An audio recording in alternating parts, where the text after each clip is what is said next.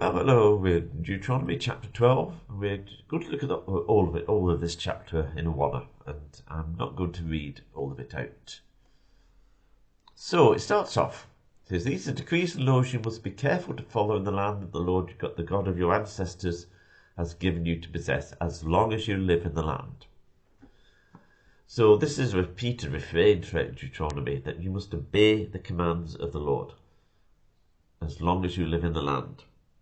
It wasn't just a command thing that they had to do to enter and possess the land, and then they could do what they like. It was ongoing. It was the way they were to live. And what this chapter is concerned with is they were only to worship in the way that the Lord told them to worship. In verse 2 it says, "Destroy completely all the places on the high mountains." Now, if you read the rest of the Old Testament, you will see they had some kings who made various reforms, but it will again say, quite often say, but they failed to destroy the high places. The high places were where an awful lot of pagan worship occurred. And there was a great reluctance of Israel to get rid of these places.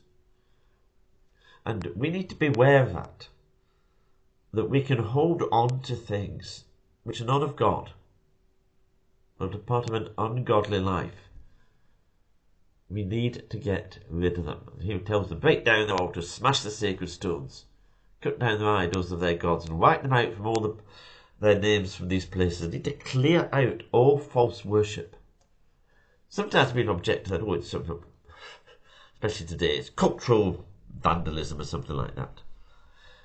Look, these religions were not quaint customs. They often involved child worship, abuse of women. They were not good. There's some report produced by some idiots connected to the Church of England recently, which said the Church should apologise for turning people away in other countries from their, what might call, natural or cultural religious practices. Well, so they should. That's the gospel. Anyway, so you must not worship the Lord your God in their way, but we are to do things in God's way. And in verse 7 it says, "There, in the presence of the Lord your God, you and your family shall eat and shall rejoice in everything you put your hand to, because the Lord your God has blessed you." We can sometimes think of commands as being something drudgery, something we don't want to do, but we've got to do if we want to keep out of trouble. That's a false impression. It says you are to rejoice because the Lord has blessed you. God has given the commands for their good. And then they would, he was going to choose the place of worship. Jesus said, I can't remember exactly where, and it's probably in John's Gospel to guess, you will worship in spirit and in truth. And God was going to give them safety.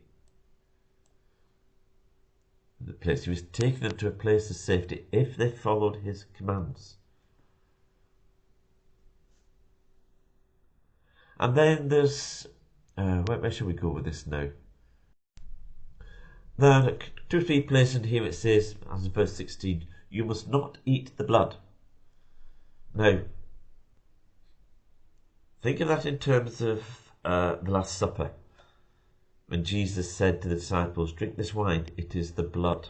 This is my blood of the covenant. Do you think what a shock that would have been to them?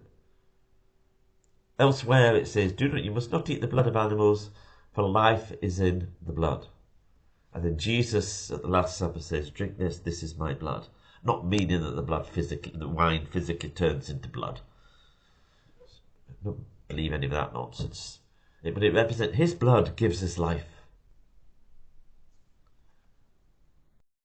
And then down in verse 20 it says, when the Lord your God has enlarged your territories he's promised you, and you crave meat and say, I would like some meat, then you may eat as much of it as you want. Now, that's quite a surprising command, isn't it? It's not one that's actually made a lot of by anyone. Now, the Bible does warn against greed and gluttony, so this isn't an excuse for being greedy or gluttonous. But we should beware of putting false restrictions on people. In fact, Paul warns against that in 1-2 Timothy, I think. So some people say you must not marry. Marriage is a good gift from God. Nothing wrong with getting married. God actually wants us to enjoy ourselves. Now that is not all that he wants us. Because Christ told us to carry our cross.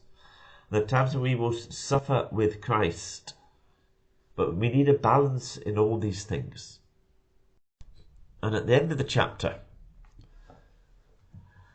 it says, verse 31, you must not worship the Lord your God in the way of the nation, in the way of the nations. Because in worshipping their gods, they do all kinds of detestable things that the Lord hates. As I said earlier, they're not getting rid of quaint religious practices, we're getting rid of disgusting religious practices. It says here right at the end, they even burn their sons and daughters in the fire. So, and then right at the end, see that you do all I command you. You do not add to it or take away from it. And we need to beware of both. We say, oh, God doesn't want it. God's quite happy with homosexuality. No, he isn't. God's quite happy with sex before marriage. No, he isn't.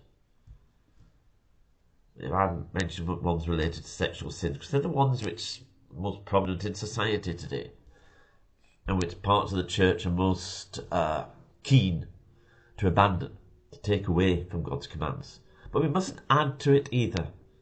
If you put on burdens which are not part of the law, which are not part of God's commands, which is what the Pharisees did, you don't help.